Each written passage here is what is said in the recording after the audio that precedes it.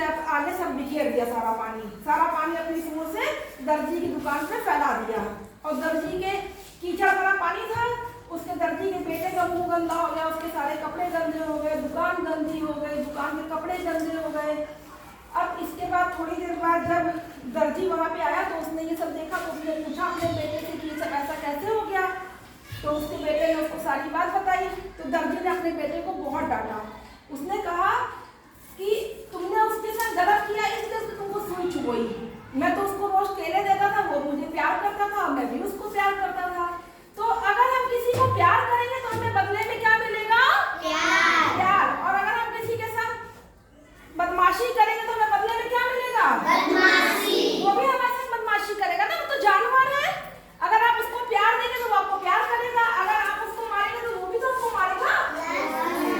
तो हमें कभी भी किसी के साथ गलत नहीं